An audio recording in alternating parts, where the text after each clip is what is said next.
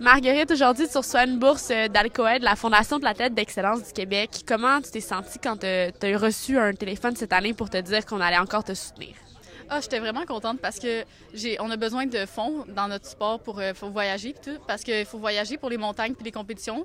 Puis ça aide vraiment pour la saison, surtout que ça coûte cher là, puis ça aide vraiment. J'étais vraiment contente. Alcoa, ça nous aide vraiment beaucoup.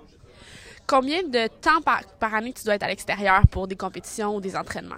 L'année passée, je suis partie à peu près 2 mois.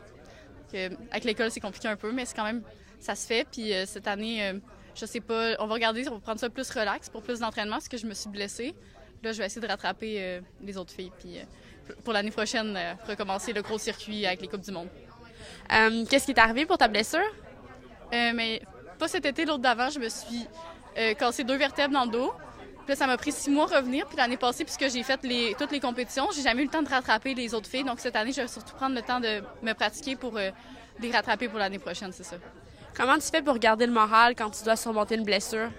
C'est vraiment dur parce que j'ai été arrêtée de faire du sport pendant 6 mois. Mais j'aime vraiment ça, la planche à neige. Donc j'avais hâte de recommencer. Puis c'était comme le début de la saison. Puis ça va bien, là. C'est pas si pire. Qu'est-ce qui est plate, c'est quand tu te rends compte que tu n'es plus capable de faire les mêmes choses qu'avant. Il faut que tu retravailles la base. C'est vraiment plate, mais sinon, tu as toujours la motivation quand tu aimes ça. Il faut aimer ça. Là. C'est un sport qui est périlleux.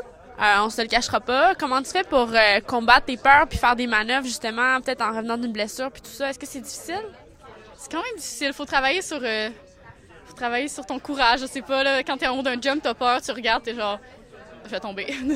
Là, ton coach est toujours là pour toi, il t'encourage. Puis tu sais que tu vas réussir à un moment donné, tu t'habitues, puis tu sais que tu es capable. Là. Faut que tu sais, là, c'est genre, tu es capable, faut que tu le fasses, faut que tu te donnes, puis tu vas l'avoir. Là. Faut pas que tu te dises que tu vas tomber. Là. C'est juste ça. Là.